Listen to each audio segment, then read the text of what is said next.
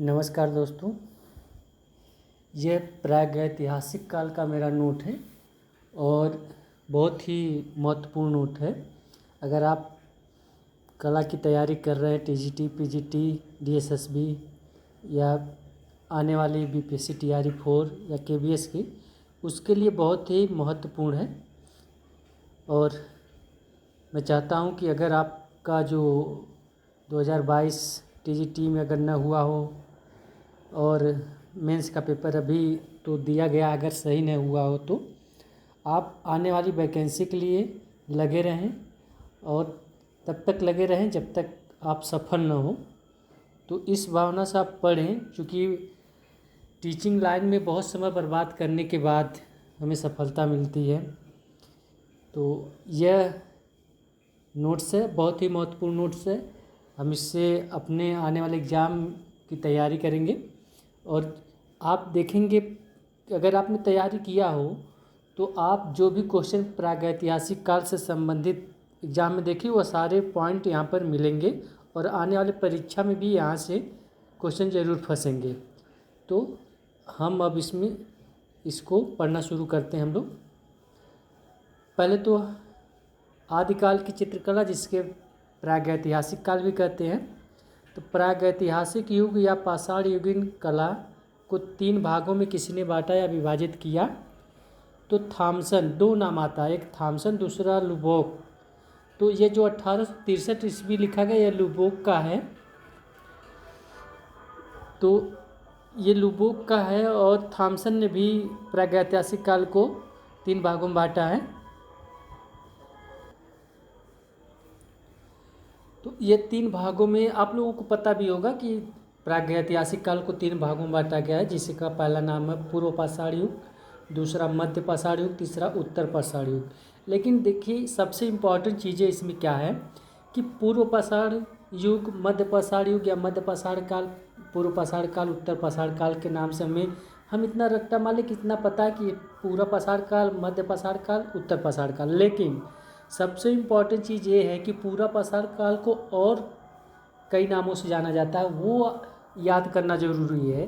क्योंकि पूरा पाषाण काल में जो कुछ इम्पॉर्टेंट चीज़ें सरल मतलब घटना घटी है सामान्यतया, जिसे सब लोग जानते हैं, और पूरा पाषाण काल का नाम न दे करके वह पैलियोलिथिक एज कर दिया, तो हम उलझ जाएंगे कि पैलियोलिथिक एज क्या है। ठीक है। और इसको मेगालिथिक युग भी बोलते हैं या मेगालिथिक काल भी बोलते हैं, पुरातन प्रस्तर युग के भी नाम से जानते हैं। इसलिए पूरा पाषाण काल को आप पूरा पाषाण काल के नाम से ही न जान करके पैलियोलिथिक एज और मेगालिथिक एज को भी आप हमेशा दिमाग में रखेंगे, क्योंकि इससे अगर इसको दे दिया तो हम उलझ जाएंगे। तो इसको भी याद रखना ज़रूरी है। दूसरा मध्य पाषाण युग, जिसको मेसोलिथिक युग या मध्य प्रस्तर युग के नाम से भी जाना जाता है। तो ये भी दो मध्य पाषाण युग के साथ साथ इन दोनों नाम को भी याद करना ज़रूरी है। तीसरा है उत्तर पाषाण काल या नव प्रस्तर युग या नियोलिथिक युग। ठीक है। तो ये भी इसके नए नाम हैं, मतलब उत्तर पाषाण काल को नव प्रस्तर युग के नाम से जाना जाता है और नियोलिथिक युग के भी नाम से जाना जाता है। अब हम पहले काल के बारे में पढ़ेंगे, पूरा पाषाण युग या पूरा पाषाण काल, जिसे पैलियोलिथिक एज और मेगालिथिक युग भी कहते हैं। तो इस समय में इसके संस्कृति के बारे में पढ़ेंगे, जीवन शैली के बारे में पढ़ेंगे, निवास स्थान के बारे में पढ़ेंगे। तो संस्कृत का समझो, पूर्व पाषाण युगीन संस्कृत लगभग 5 लाख वर्ष पुरानी मानी जाती है। यहाँ पे कुछ गलत लिखा गया है, 5 लाख नहीं, ये तो 50 हो गया है। तो अपने यह जो हिंदी में है 5 लाख, तो 5 लाख आप मानेंगे। फिर जीवन शैली, इस युग में आदि मानव प्रकृति निर्मित गुफाओं में रहता था। तो ये प्रश्न बन सकता है, किस युग का मानव प्रकृति निर्मित गुफाओं में रहता था? तो पूरा पाषाण युग का या पैलियोलिथिक युग का या मेगालिथिक युग का जो मानव है प्रकृति निर्मित गुफाओं में रहता था। वह पत्थर, हड्डी और लकड़ी के मोटे व भद्दे औजार एवं हथियार बनाता था। निवास स्थान के बारे में बात करें तो इस युग का मानव छायादार वृक्षों के नीचे, झाड़ियों में, नदियों के कगारों किनारों पर और पर्वतों की कंदराओं गुफाओं में निवास करता था। तो यहाँ तो हमें पता है कि गुफाओं में रहता था, लेकिन इसके साथ साथ आपको ये भी ध्यान रखना है कि वो झाड़ियों में भी रहता था, नदियों के कगारों में भी रहता था। ठीक है, क्योंकि अगर ऑप्शन में ये सब पॉइंट दे दिया और सभी कर दिया तो सभी सही होंगे, तो सिर्फ गुफाओं को नहीं सही करेंगे आप, या फिर गुफाओं को न दे करके झाड़ियों में दे दिया कि पूरा पसार काल का मालूम कहाँ पे रहता था, और ऑप्शन में झाड़ियों में दे दिया और इससे डिफरेंट कोई ऑप्शन बना दिया तो झाड़ियों वाला सही हो जाएगा, नदी के कगारों वाला सही हो जाएगा। तो ये भी पॉइंट ध्यान में रखना आपको पड़ेगा। औजारों की खोज और प्राप्ति स्थल, ये पूरा पाषाण युग की बात हो रही है, जिसे हम पैलियोलिथिक और मेगालिथिक युग के नाम से भी जानते हैं। तो खोज, प्रस्तर युग के औजारों की खोज किसने की है? बृहस्पति ने। और कहाँ की है? मद्रास के समीप पल्लावरम नामक स्थान पर की थी। तो यह सबसे इम्पॉर्टेंट है। देखिए, प्रागैतिहासिक काल में इससे रिलेटेड दो चीज़ें, एक तो औजारों की खोज किसने की, दूसरे चित्रों की खोज की। तो यह बृहस्पति जो है औजारों की खोज की है। कहाँ की है? मद्रास के समीप पल्लावरम नामक स्थान पे। और इसके जो साक्ष्य मिले पूरा पाषाण काल के, वह कहाँ कहाँ पे मिले हैं? तो प्रमुख नदी घाटियाँ, इसके पश्चात इस युग के औजार जो सोहन, सोसा या नर्मदा और साबरमती नदी घाटियों से इसके औजार मिले हैं, इसके साक्ष्य मिले हैं। तो आप प्रश्न ऐसे बन सकता है कि पूरा पाषाण काल के औजार किन नदी घाटियों से मिले हैं, या उसके पूरा पाषाण काल के अवशेष किस नदी घाटियों से मिले हैं। तो नर्मदा होगा, साबरमती होगा, सोहन होगा, तो ऐसे होंगे। तो आपको ऑप्शन में तीनों में से कोई एक लगे तो आप उसको टिक करेंगे। स्थान की बात करेगा, औजार के स्थान की बात करें तो पल्लावरम से मिला है।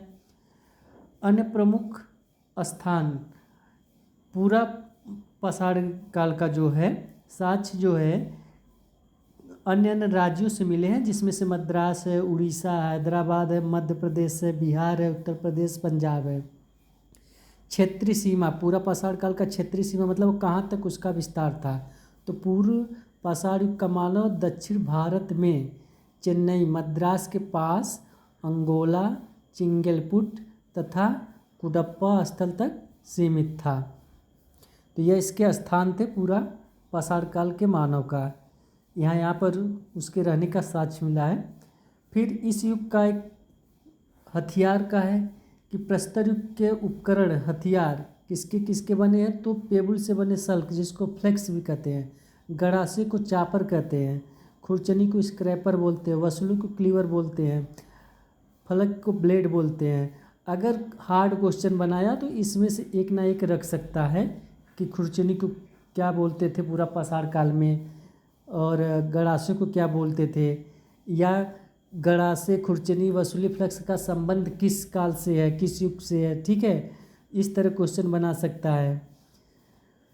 अगला प्रश्न है, किस युग का मानव क्वार्टर जाइट मनुष्य के नाम से जाना जाता है?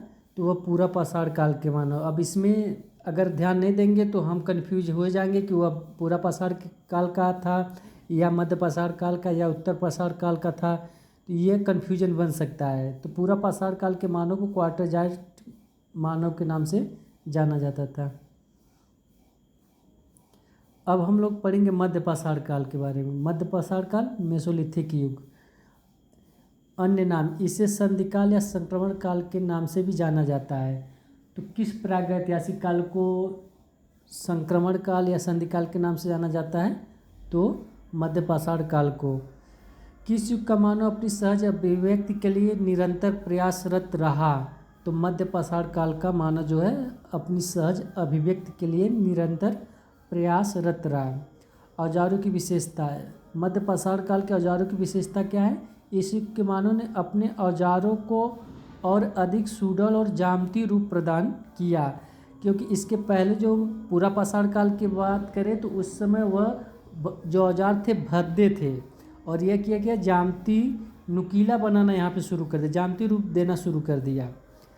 और इस युग में जो बर्तन निर्माण, इस युग में मानव ने मिट्टी के बर्तन बनाने की चेष्टा की, प्रयास की, कि मिट्टी से बर्तन बनाने की प्रयास इसी युग में हुआ, जो आगे चल के उत्तर पाषाण काल में वो सफलता पा गया।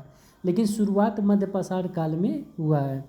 और औजारों को जामती रूप देना भी मध्य पाषाण काल में ही शुरू हो गया था। छोटे हथियार, इस काल के मानव ने छोटे छोटे पत्थरों तथा पेबुल से बने औजार बनाना प्रारंभ कर दिया था। तो ये पूछ सकता है कि किस काल में छोटे छोटे सुडौल हथियार बनाना शुरू हुआ, तो वह मध्य पाषाण काल में। अंतिम संस्कार, मध्य पाषाण काल में मानव को दफनाने की प्रथा थी। तो ये भी प्रश्न बन सकता है कि किस प्रागैतिहासिक काल में शवों को दफनाया जाता था, तो वह मध्य पाषाण काल। मध्य पाषाण काल के औजारों के प्रमुख केंद्र, उत्तर प्रदेश विंध्य क्षेत्र। उत्तर प्रदेश का जो विंध्य क्षेत्र है और जिसके अंतर्गत मोरहना पहाड़, बगहीखोर आदि आता है, यहाँ पर मध्य पाषाण काल के औजार मिले। और इसके साथ साथ गंगा घाटी, सराय, नाहर से भी मिले। और पश्चिम बंगाल के बीरभानपुर से मध्य पाषाण काल के औजार मिले। तमिलनाडु के टेरी उद्योग से भी यह मध्य पाषाण काल के औजार मिले। गुजरात के लंगनाथ से मध्य पाषाण काल के औजार मिले। मध्य प्रदेश के आदमगढ़ से मध्य पाषाण काल के औजार मिले।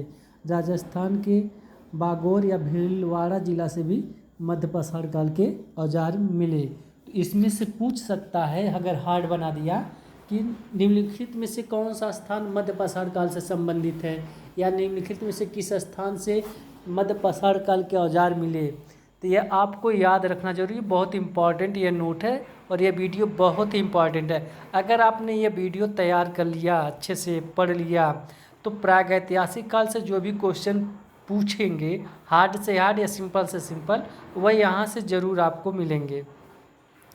औजारों में उपयोग किए गए पत्थरों के प्रकार, ये मध्य पाषाण काल में औजार किस पत्थर के बने उसकी बात मैं कर रहा हूँ। तो मध्य पाषाण काल में कार्नेलियल, अगेट, फ्लिंट, क्वार्टरजाइट, ये नाम आप सुने होंगे, ये पत्थर का नाम है। और इस पत्थर से औजार बने थे मध्य पाषाण काल में, जिसको इंदुगोप जो औजार बना है वह कार्नेलियल पत्थर से बना है। गोमेद अगेट पत्थर से बना है। चकमक जो है या फ्लिंट इसको कहते हैं। स्फटिक, ये भी मतलब पत्थर के ही नाम है, क्वार्टर्स जिसको बोलते हैं। तो इस पत्थर से यह औजार बना है। अब नव पाषाण काल, नया प्रस्तर युग, न्यूलिथिक एज के बारे में पढ़ेंगे। तो एक प्रश्न इससे इम्पॉर्टेंट है कि सांस्कृतिक विकास की प्रक्रिया में कौन सा युग महत्वपूर्ण है, तो वह नव पाषाण युग। इस नव पाषाण काल में नया न्यूलिथिक एज में बहुत ही महत्वपूर्ण घटनाएं घटित हुई हैं। तो यह बहुत ही इम्पॉर्टेंट है। जीवन शैली में बदलाव, अब नव पाषाण काल में जीवन शैली में बदलाव हो गया। और क्या बदलाव हुआ, मानव पशुपालन, खेती करने की कला और उत्पादित अन्न से अपना निर्वाह करने लगा। इसके पहले अब तक टोटल जानवरों के मांस पर ही डिपेंड थे, ठीक है, जानवरों के मांस, फल फूल, कंद, इन सब पे डिपेंड थे। लेकिन नव पाषाण काल में यह पशुपालन करने लगे और खेती भी करने लगे, अनाज भी उपजाने लगे, मतलब अनाज से अब निर्वहन करने लगे, भोजन के रूप में अनाज को यूज करने लगे। बर्तन निर्माण, भोजन पकाने के लिए मिट्टी के बर्तन हाथ से बनाना शुरू कर दिए। सर्वाधिक महत्वपूर्ण खोज, आग की खोज। आग की खोज किस युग में हुई, तो उत्तर पाषाण काल में, और इसका व्यवहारिक उपयोग भी हुआ। आहार, कच्चे मांस का स्थान पर भुना हुआ मांस का प्रयोग शुरू हो गया था उत्तर पाषाण काल में। आवास, अब उत्तर पाषाण काल का मानव जो है घास फूस और मिट्टी से झोपड़े बनाना शुरू कर दिया था। इसके पहले वह नदियों को कगारों में जो झाड़ियों के नीचे रहते थे और प्रकृति निर्मित गुफाओं में रहते थे। लेकिन अब यहाँ यह घर बनाना शुरू कर दिए, झोपड़ी। वस्त्र, पशुओं की खाल व पत्ते से वस्त्र बनाना सीख लिया था। यह उत्तर पाषाण काल में हुआ ये घटना। इसके पहले वह सब बिना कपड़े, मतलब वैसे ही रहते थे। औजारों की विशेषता, औजारों और उपकरणों को चिकना व पालिशदार बनाना शुरू कर दिया था उत्तर पाषाण काल के मानव ने। यह भी बहुत इम्पोर्टेंट है। अंतिम संस्कार, इस युग में शव दाह संस्कार व शव दफनाना दोनों पद्धतियाँ प्रचलित थीं। समाधि, इस युग में मृतकों के लिए समाधि भी बनाई जाती थी। मतलब समाधि जो होती थी, दफनाने वाला प्रोसेस मध्य पाषाण काल में था, और उत्तर पाषाण काल में दफनाना और जलाना दोनों प्रथा था। इसके साथ साथ समाधि भी बनाए जाते थे। नवपाषाण युग की प्रमुख विशेषताएं और केंद्र। नव हड्डियों से निर्मित औजार, उत्तर पाषाण काल, नवपाषाण काल के प्रमुख केंद्र। सर्वाधिक उल्लेखनीय विशेषता, घिस कर चिकने किए हुए पत्थर के औजार का निर्माण एवं उपयोग किस युग में हुआ है? उत्तर पाषाण काल में। आग का व्यवहारिक उपयोग उत्तर पाषाण काल में हुआ। भवन निर्माण, इस युग का मानव दीवारों को मिट्टी व ईंटों से निर्मित करने लगा तथा फर्श पर प्लास्टर व कर गेरू पोतने लगा। प्लास्टर मतलब वहाँ पे मिट्टी का लेप उप लगाना, ऐसा वो करने लगा। मृदभांड बर्तन कला, इस युग में मानव जो चाक पर निर्मित काले व भूरे रंग के पात्रों बर्तनों का निर्माण करने लगा, यानी प्रारंभ कर दिया था। प्रश्न है, दक्षिण भारत के स्थलों में पीले भूरे रंग तथा काले भूरे रंग के पात्रों का निर्माण किस युग में हुआ? तो वह नवपाषाण काल में हुआ है। नवपाषाण युग के प्रमुख केंद्र, कश्मीर का बुर्ज होम जो है इम्पॉर्टेंट, जिसमें जमीन के अंदर ही गड्ढे खोद करके घर बनाए थे, तो वह नवपाषाण काल का है। और अन्य क्षेत्र जो है बलूचिस्तान में है, स्वात, ऊपरी सिंधु घाटी, गंगा घाटी के दक्षिण विंध्य क्षेत्र, बिहार का सारण जिला, छोटा नागपुर का पठार, उत्तर प्रदेश के पूर्वी जिले, बिहार, उड़ीसा, पश्चिम बंगाल, असम, चिटगांग, दार्जिलिंग और दक्षिण भारत तमिलनाडु। तो ये पूछ सकता है कि इसमें से कौन सा स्थल जो है, स्थान उत्तर पाषाण काल से संबंधित है। ये बहुत इंपॉर्टेंट चीज़ है। मध्य पाषाण काल का कौन सा स्थान ऊपर मैं बताया हूँ, मध्य पाषाण काल से संबंधित कौन सा प्लेस है, उत्तर पाषाण काल से संबंधित कौन सा प्लेस, बस प्लेस को याद रखना है कि किस काल से संबंधित है, या साक्ष्य यहाँ जो मिला है वह किस काल से रिलेटेड है। सिंपल सा क्वेश्चन बनाएगा, हम उलझ जाएंगे अगर हम केयर नहीं करेंगे। तो जितने भी केंद्र हैं ये सब उत्तर पाषाण काल से संबंधित हैं, और मध्य पाषाण काल, पूरा पाषाण काल का अलग अलग बता दिए हैं, तो उसको आप केयर कर लेंगे। महत्वपूर्ण प्रश्नोत्तर, किस युग का मानव सर्वप्रथम चित्रकला का प्रयोग किया था? तो उत्तर पाषाण काल का। उत्तर पाषाण काल का प्रमुख केंद्र कौन सा था? तो बेलारी था। पूरा पाषाण काल के मानव की प्रमुख बस्तियां, स्थान कौन से थे? कुडप्पा व मद्रास सिटी। ये कुडप्पा जो मद्रास सिटी, ये पूरा पाषाण काल की बात हो रही है, जो पहला काल है, ठीक है।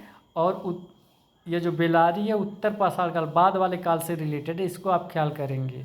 ये पूछ सकता है कि पूरा पाषाण काल का मानव किस स्थान पे रहता था, यानी उसके साथ कहाँ पे मिले? तो कुडप्पा मद्रास सिटी। और उत्तर पाषाण काल का जो है बेलारी।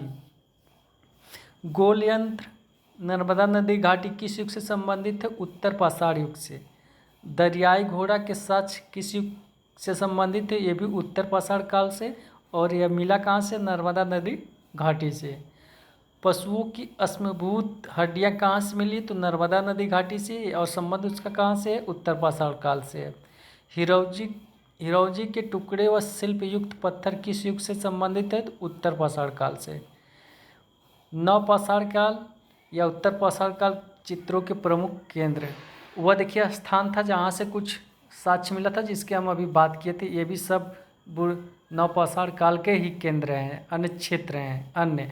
लेकिन यहाँ पे जो हम बात कर रहे हैं, ये सब जो बेलारी, वायनाड, एडक्कल, सिंघनपुर, बुंदेलखंड, यहाँ से चित्रों का साक्ष्य मिला है। वहाँ से भी कुछ औजार साक्ष्य मिले होंगे, लेकिन यहाँ चित्र की बात कर रहा है, तो यहाँ से इम्पॉर्टेंट जो चित्र हम पढ़ते हैं वह सारे इस प्लेस से मिला है, इस केंद्र से मिला है। तो चित्रों का केंद्र है, और वो भी औजारों या चित्रों से रिलेटेड ये भी चीज़ें हैं, लेकिन ये इम्पॉर्टेंट चीज़ें यहाँ पर हैं। तो नवपाषाणिक चित्रों के प्रमुख केंद्र कहाँ से? बेलारी से मिले हैं नवपाषाण काल के चित्र।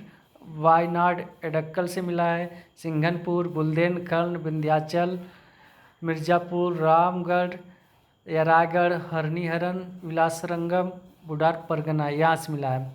अब दूसरी चीज़ एक है कि प्रागैतिहासिक काल के जो केंद्र हैं वह अलग अलग प्रदेशों में अलग अलग स्थान पे हैं। तो हम यहाँ पर क्या किए कि प्रदेश वाइज लिखे, मतलब किस प्रदेश में कौन कौन सा स्थान प्रागैतिहासिक काल से संबंधित है। जैसे मध्य प्रदेश के प्रमुख केंद्र जो उत्तर पाषाणकालीन केंद्र हैं, तो पंचमढ़ी, आदमगढ़, होशंगाबाद, पहाड़गढ़, भीमबेटका, मंदसौर। अब ये कितना इम्पोर्टेंट चीज़ है, आप अगर एग्ज़ाम दिए होंगे तो आपको पता होगा कि प्रश्न कैसे बनता है। पहले तो ये सिंपल सा पूछेगा होशंगाबाद कहाँ पड़ता है, तो मध्य प्रदेश। पंचमढ़ी कहाँ पड़ती है, मध्य प्रदेश में पड़ती है। दूसरा क्वेश्चन, निम्नलिखित में से कौन सा प्रागैतिहासिक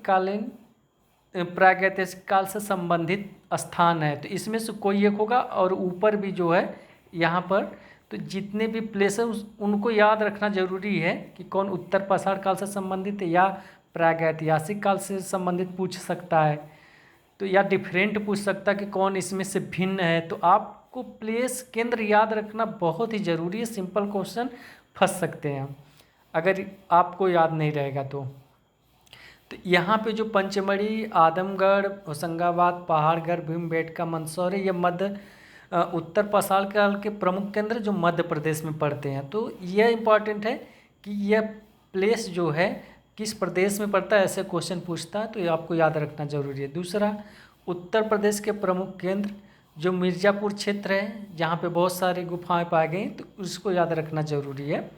तो मिर्ज़ापुर में जो कोबर है, विजयगढ़ है, सोरही रोप है, सोरहो घाट है, बलडरिया है, लिखुनिया है या लखुनिया बोला जाता है, कंडा कोट है, घोड़मंगर है, खोडावा है, मानिकपुर है, सरहाट है, कपरिया है, करिया कुंड है।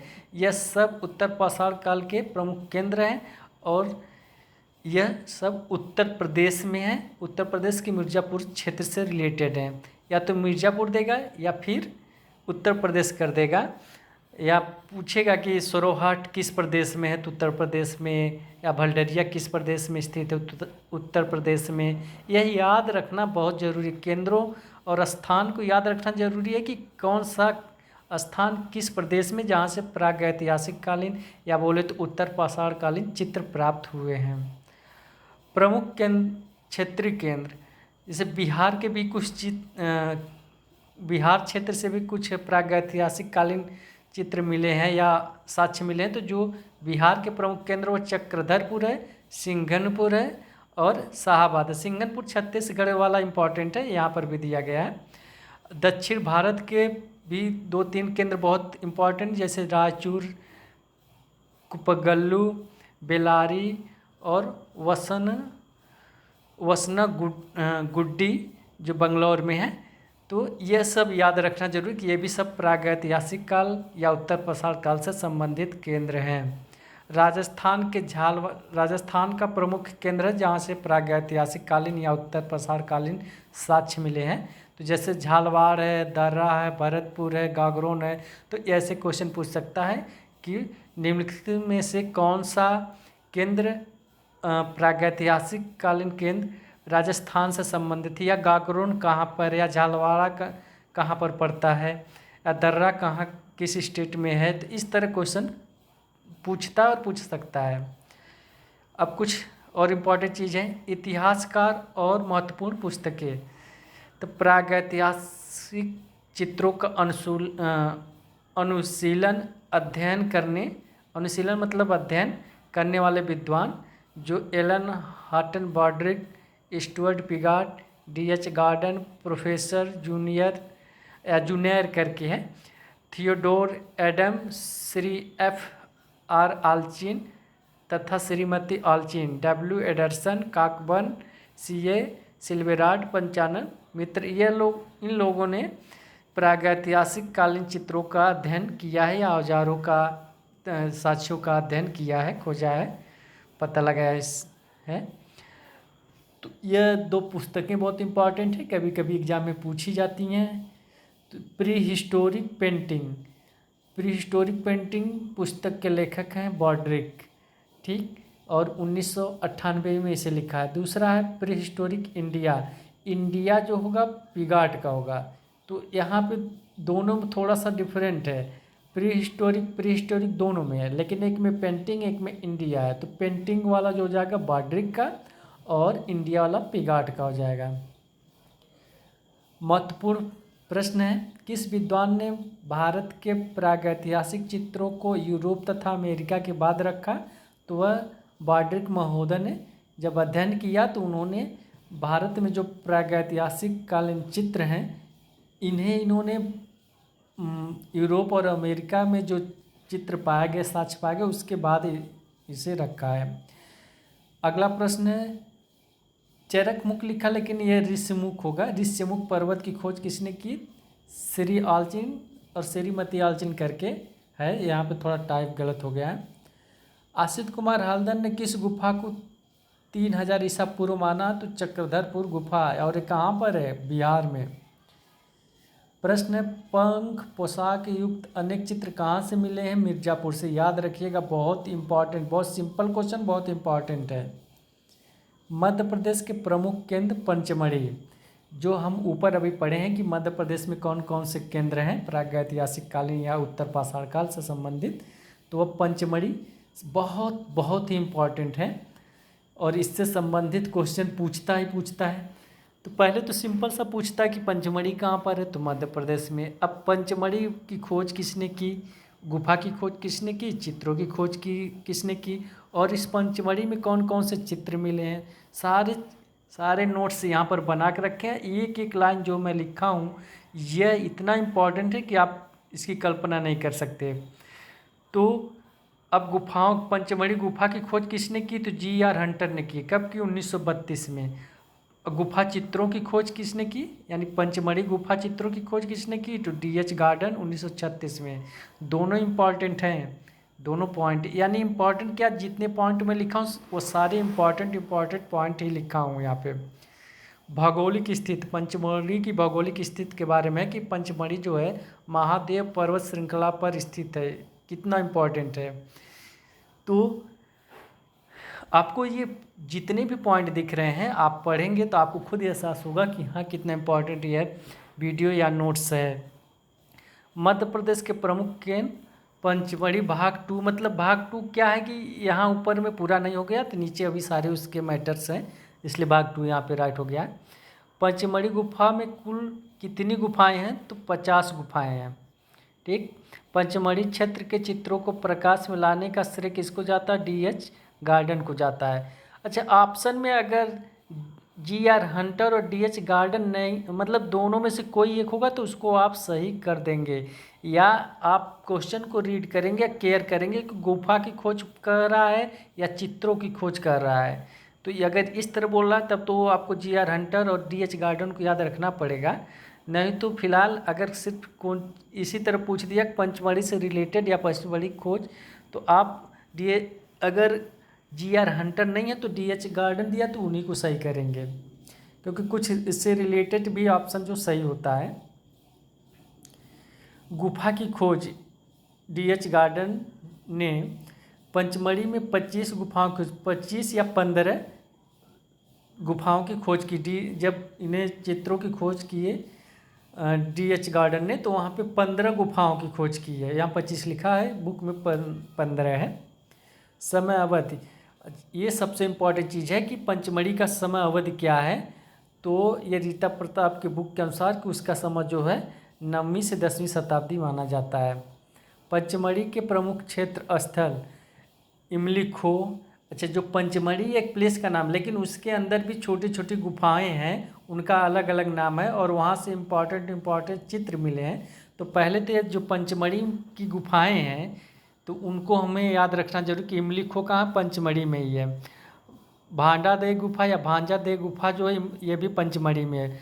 महादेव बाजार, लश्करिया खो, सोनभद्र, जम्बूद्वीप, नींबू भोज, बनियाबेरी, यह सब क्या है? पंचमढ़ी के अंतर्गत है और पंचमढ़ी का मध्य प्रदेश में है। ठीक है, तो जो स्थान है यहाँ से कुछ इम्पॉर्टेंट चित्र मिले, अभी आगे हम लोग पढ़ेंगे।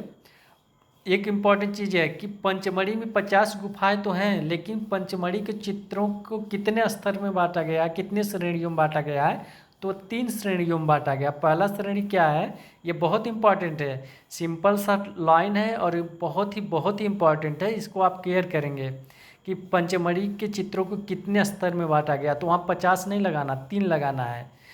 पहला स्तर क्या, इसमें तख्तनुमा व डमरूनुमा मानवाकृतियाँ बनी हैं जिनको लहरदार रेखाओं से दिखाया गया है। इसमें लाल, गेरू और पीले रंग का प्रयोग किया गया है। ठीक। दूसरे स्तर के चित्र क्या बने हैं, इसमें आकृतियाँ बेडौल, ओजपुर और असंतुलित है दूसरे स्तर में। तीसरे स्तर में क्या, इसमें घरेलू जीवन तथा सामाजिक जीवन से संबंधित चित्र बने हैं। जो पंचमढ़ी का तीसरा स्तर चित्र है उसमें घरेलू जीवन तथा सामाजिक जीवन से संबंधित चित्र बने हैं। पंचमढ़ी के महत्वपूर्ण चित्र और उनके प्राप्त स्थल। पंचमढ़ी के महत्वपूर्ण चित्र और किस स्थान से कौन सा चित्र मिला है उसके बारे में देखिए कि एक एक पॉइंट हम जो लिखे हैं बहुत इंपॉर्टेंट, आप क्लियर करके देखें, पढ़ करके देखें, समझ कर देखें कि इम्पॉर्टेंट है कि नहीं है। जैसे सांबर का आखेट या शिकार कहाँ से मिला है, तो इमली खो से मिला है। शेर के आखेट का दृश्य कहाँ से मिला है, भांडादेव या भाजादेव गुफा से मिला है।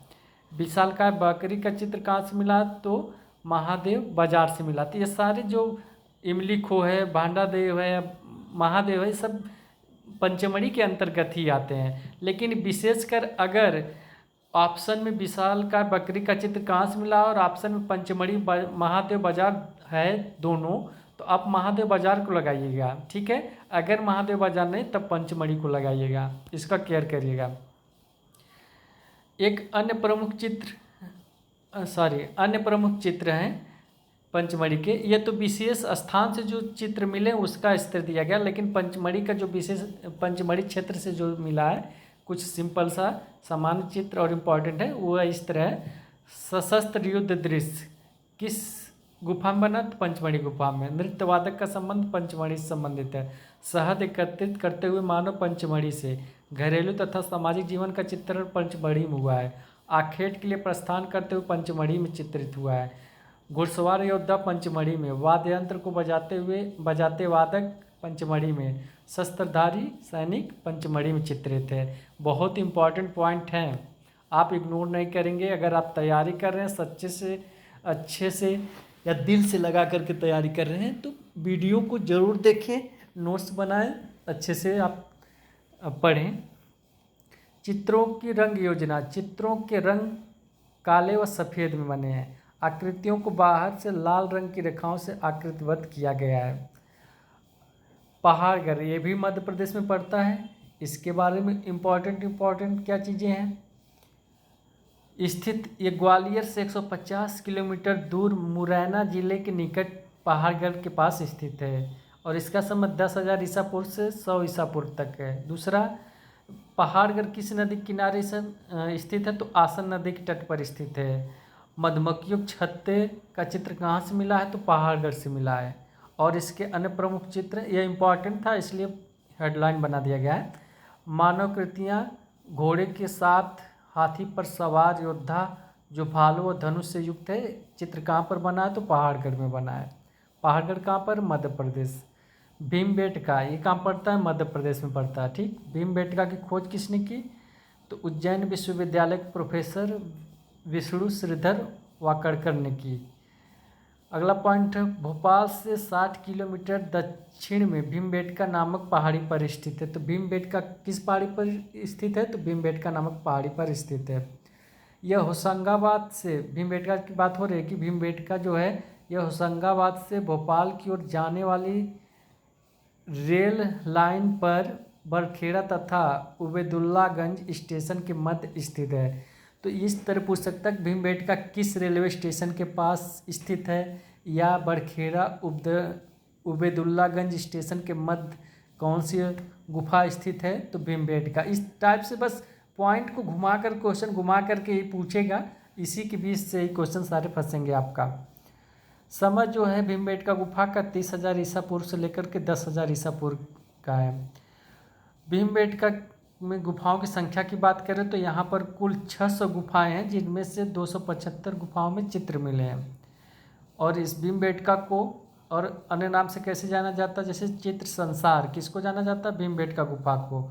चित्र संसार कहाँ पाए गए हैं, तो भीमबेटका में, क्योंकि यहाँ 600 गुफाएं हैं और 600 में 250 गुफाओं में ये चित्र मिले, तो यह चित्र संसार तो हो ही सकता है, क्योंकि अन्य जो प्लेस हैं प्रागैतिहासिक कालीन गुफाएं वहाँ पे 50 है, 25 है, ऐसे ऐसे चित्र मिले हैं। भीमबेटका के चित्र के स्तर श्रेणियाँ, भीमबेटका में 2 स्तर के चित्र मिले हैं। देखिए याद रखिए, भीमबेटका में कितनी गुफाएं हैं और कितने स्तर के चित्र दोनों डिफरेंट है। भीमबेटका में 600 गुफाएं हैं तो उसमें से 275 गुफा में चित्र मिला, अलग क्वेश्चन है। लेकिन भीमबेटका में कितने श्रेणियों के चित्र बने, तो 2 श्रेणियों में चित्र बने। पहले में क्या है, पहला स्तर इसमें शिकार नृत्य, हिरण, बारहसिंगा, सुअर, रिछ, जंगली भैंसे, हाथी व अस्त्रधारी घुड़सवार के चित्र शामिल है पहले स्तर में। दूसरे स्तर में इसमें मानव को जानवरों के साथ अतरंग मित्र के रूप में दिखाया गया है। तो ये पूछ सकता क्वेश्चन, किस गुफा में मानव और जानवरों को अतरंग मित्र के रूप में दिखाया गया, तो वह भीमबेटका है। या क्वेश्चन बन सकता है भीमबेटका में कितने स्तर के चित्र मिले, तो ऑप्शन में अगर 2 दिया है, 600 दिया, 275 दिया और कुछ दिया है, तो वहाँ पे आपको 2 को लगाना हो, क्योंकि स्तर श्रेणियों की बात कर रहे हैं, गुफाओं की संख्या नहीं पूछ रहा है। और भीमबेटका से जो इम्पॉर्टेंट चित्र वह यह है कि शिकार नृत्य कहाँ से मिला है, तो भीमबेटका से मिला है। कहाँ पे बना है, या भीमबेटका में बना है। आखेटक का चित्र कहाँ पे बना है, तो भीमबेटका में बना है। पहाड़गढ़ मध्य प्रदेश, यह भी हम ऊपर पढ़े। भीमबेटका ये भी पढ़ लें, दोबारा टाइप्स हो गया है। मंदसौर ये भी मध्य प्रदेश में है। मंदसौर किस जिला में स्थित है, किस स्थान पर स्थित, तो मोरी नामक जिला में स्थित है मंदसौर। मंदसौर के बारे में खोए गुफाएं, मंदसौर में कुल कितनी गुफाएं हैं, कितनी खोए हैं, तो 30 गुफाएं मिली हैं। जैसे पंचमढ़ी में 50 है, भीमबेटका में 600 है, उसी तरह मंदसौर में कितनी गुफाएं हैं, 30 गुफाएं हैं। और मंदसौर से कौन कौन से चित्र मिले हैं, तो स्वास्तिक का चित्र मिला, चक्र, सूर्य, सर्वतोभद्र, अष्टदल, कमल, पीपल की पत्तियों के प्रतीकात्मक चिन्ह, देहाती बांस से बनी गाड़ियाँ, नृत्यरत मानव, पशु और पशुओं को हाँकते हुए ग्वाल। कितना ये मंदसौर वाला जो टॉपिक है बहुत ही इम्पॉर्टेंट, बहुत, क्योंकि मेन चीज़ें यहाँ पर बना हुआ है। ठीक है, तो ये मंदसौर सिंपल सा छोटा सा है नोट्स मेरा, लेकिन बहुत ही इम्पॉर्टेंट है। होशंगाबाद ये भी मध्य प्रदेश में है। होशंगाबाद की कर रहा है स्थित, इसका क्या है, तो पंचमढ़ी से 45 मील दूर नर्मदा के तट पर स्थित है। तो क्वेश्चन क्या होगा कि होशंगाबाद पंचमढ़ी से कितने दूर पे है, तो 45 मील पे, पंचमढ़ी 45, ठीक, ऐसे याद करना है। दूसरी बात, होशंगाबाद किस प्रदेश में, तो सिंपल है मध्य प्रदेश में। होशंगाबाद किस नदी के तट पर स्थित है, तो नर्मदा नदी के तट पर स्थित है, ठीक। और होशंगाबाद किस पहाड़ी पर, तो आदमगढ़ पहाड़ी पर स्थित है।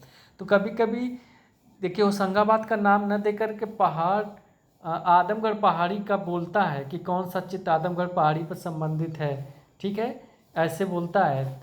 तो दोनों को केयर करेंगे। गुफाएं, यहाँ 1 दर्जन गुफाएं, तो होशंगाबाद में कितनी गुफाएं मिली, 1 दर्जन मतलब 12, मंदसौर में 30, पंचमढ़ी में 50, और भीमबेटका में कितने मिले थे, तो वहाँ पे मिले थे 600 के बाद उसमें चित्र कितने मिले, 275। उसी तरह यहाँ की संख्या जो है 12 है। प्रमुख चित्र, होशंगाबाद के प्रमुख चित्र कौन से, जंगली भैंसे, हाथी सवार, अस्त्रधारी घुड़सवार, जिराफ समूह तथा 4 धनुषधारी। बहुत इंपॉर्टेंट, जिराफ समूह कहाँ से, होशंगाबाद। 4 धनुषधारी, यहाँ पे धनुषधारी लिखा है या धनुषधारी होगा, तो ये भी होशंगाबाद से है। चित्रण पद्धति, यहाँ के सभी चित्र क्षेपांकन पद्धति से बने हैं। आदमगढ़ मध्य प्रदेश से भी, आदमगढ़ कहाँ, मध्य प्रदेश में, ठीक है। तो यहाँ का प्रमुख चित्र क्या है, एक हाथी पर चढ़े आखेटकों को जंगली भैंसों का आखेट करते हुए दिखाया गया है। तो ये भी इम्पॉर्टेंट है। जितने पॉइंट हम लिखे हैं वो सब इम्पॉर्टेंट है, आपको याद करना पड़ेगा। अगर आप चाहते हैं सफलता मिले तो आपको याद करना पड़ेगा। छलांग लगाते बारहसिंगा चित्र कहाँ बना, तो आदमगढ़ में बना है। ठीक है। चित्रण शैली, इन चित्रों को गहरी पृष्ठभूमि पर पीली रेखाओं से उकेरा गया है। यह देखिए सबसे इम्पोर्टेंट है।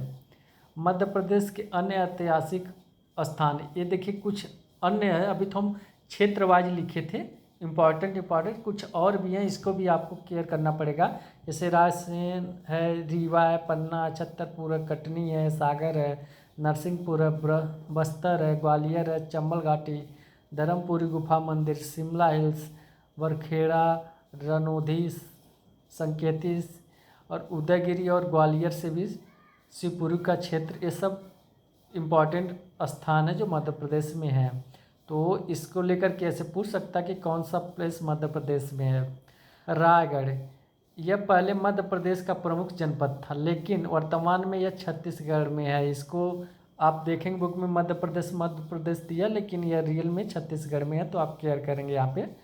और इस रायगढ़ में गुफाएं कई हैं, जैसे बोतलदा गुफा है। यहाँ से हिरण, छिपकली और जंगली भैंसे के अंकन चित्र मिले हैं रायगढ़ के बोतलदा गुफा से। फिर सिंघनपुर, ये भी रायगढ़ के ही अंतर्गत है, जो छत्तीसगढ़ में है, पड़ता है सिंघनपुर। तो खोज, सिंघनपुर को 3 लोगों ने खोज किया। 1910 में W. एडरसन ने किया है, 1913 में अमरनाथ दत्त द्वारा किया गया है, 1917 में पर्सी ब्राउन द्वारा किया। अगर ऑप्शन में इन तीनों में से एक है तब तो सही करिए, या सन वाइज पूछे तब तो याद करना पड़ेगा कि किस सन में किसने किया है, या सभी लोगों को दे दिया है तो इतना भी याद है कि 3 लोग किए हैं, तो इन तीनों लोगों का नाम दे करके और इनमें से सभी कर दे तो ऑप्शन सभी वाला सही होगा। भौगोलिक स्थिति, यह रायगढ़ रियासत के मांड नदी के पूर्वी किनारे की ओर स्थित है। तो जो सिंघनपुर है यह रायगढ़ रियासत या जिला में पड़ता है, और वहाँ पे एक मांड नदी उसके किनारे यानी उसके पूर्वी किनारे की ओर स्थित है। शिलाश्रय, सिंघनपुर में कुल 50 चित्रित शिलाश्रय मिले हैं या गुफाएं मिले हैं, और पंचमढ़ी में भी 50 मिले, उसको भी याद रखेंगे। असंतुलित या असंयत कंगारू सबसे इम्पॉर्टेंट है, कहाँ से मिला? सिंघनपुर से। सूंड उठाए हाथी सिंघनपुर, खरगोश सिंघनपुर, जंगली भैंसों को पकड़ते हुए तथा बर्छी से छेदते हुए मानवों के दृश्य कहाँ बने हैं? तो सिंघनपुर पे बने हैं। छत्तीसगढ़ के प्रमुख केंद्र शेष भाग, प्रमुख चित्र, आखेटकों द्वारा घायल भैंसा बुरी तरह से तीरों से विदा हुआ दम तोड़ रहा है, कहाँ बना है? सिंघनपुर में। चित्रण पद्धति, यहाँ के चित्र छपांकन पद्धति से बने, होशंगाबाद के और यहाँ के दोनों के जो चित्र हैं, अगर विशेषकर नाम देकर क्षेत्र पूछे, जैसे होशंगाबाद के चित्र किस माध्यम पे बने, किस पद्धति, तो छपांकन। सिंघनपुर का पूछे तो छपांकन। लेकिन अगर इन दोनों को न दे करके ऐसे पूछे कि प्रागैतिहासिक काल के चित्र किस विधि में बने, तो छपांकन लगाइएगा।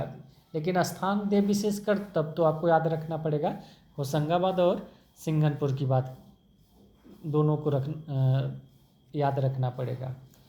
ऋषिमुख पर्वत राजचूड़ के चित्रों की खोज किसने की? श्री एवं श्रीमती ऑलचिन ने की 1955 में। यह इम्पॉर्टेंट। उत्तर प्रदेश के प्रमुख क्षेत्र मिर्जापुर पर्वत श्रृंखला, मिर्जापुर किस पर्वत श्रृंखला पर स्थित है? तो विंध्याचल पर्वत के कैमूर श्रृंखला पर स्थित है। नदी घाटी, मिर्जापुर किस नदी घाटी के? सोन नदी घाटी पर स्थित है। मिर्जापुर के अन्य प्रमुख क्षेत्र कोहबर, विजयगढ़, सोहरीरोप, सोरोघाट, भलडरिया, लखनिया, कंडाकोट, घोड़मंगल, कोडावा, ये सारे मिर्जापुर के अंतर्गत स्थित हैं। मिर्जापुर क्षेत्र में ये सारे पाए जाते हैं जो उत्तर प्रदेश में हैं। अन्य पत्थरी शिलाश्रय क्षेत्र मोहरी पत्थरी, बाघ पत्थरी,